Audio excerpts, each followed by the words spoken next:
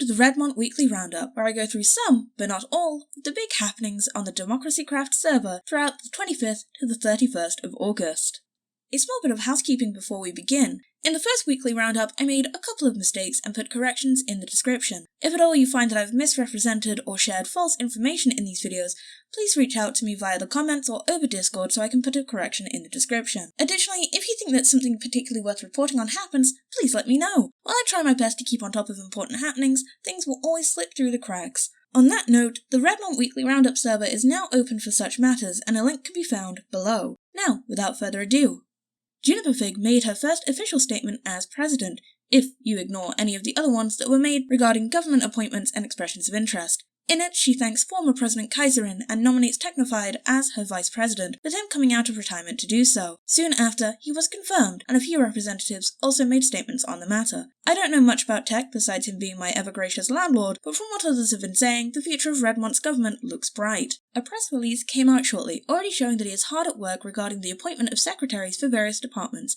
and working with the Department of Public Affairs Union. The DPAU has said their only demand is for their former positions to be reinstated, which should be made possible along with some restructuring of the department itself and a new code of conduct. xEndeavour has been charged with the third and fourth count of contempt of Congress during his impeachment trial, being fined $4,000 twice, following the secretary's repeated disruption of the hearing procedures. Primarily, it seems as though End has a habit of speaking out of turn during court proceedings, being warned on the 14th of August and yet continuing to do so. Before this, xEndeavour was charged with 2 prior counts of contempt of Congress on the 5th and 6th of August. The last time someone was found in contempt of Congress before this was in 2023.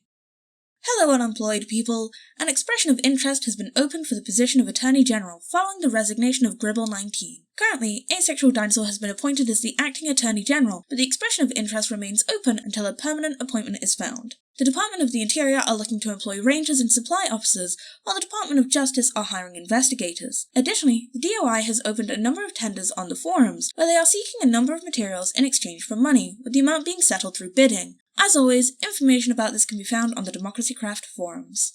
The Department of Commerce began auctioning off plots in order to liquidate the assets of the Voyager financial institution. As of right now, all plots have been sold, with the Yacht Club in Aventura being bought by xSyncX for $550,000, an amount which is 11 times higher than its starting bid. The DOC also released an apology on behalf of Vanguard Bank, apologizing for any losses incurred during Vanguard's bankruptcy.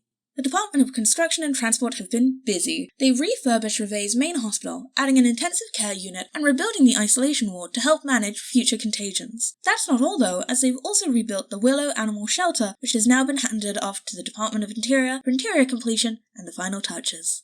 Finally, Jimmy Gamer 0911 will be stepping away from his position as head of tourism for Aventura and also Democracy-Craft entirely. A petition was started for a plaque to be made at the hospital in his honour, so that he will never be forgotten not just for his political activities, but also for his work as a doctor. However, following some confusion, a second petition was made for a plague to be made in his honour. While the plaque seems likely, the plague less so. Finally, on the topic of nominations, referendums, and election results. The Appropriations Veto Override Act referendum has failed, with 45.45% ayes.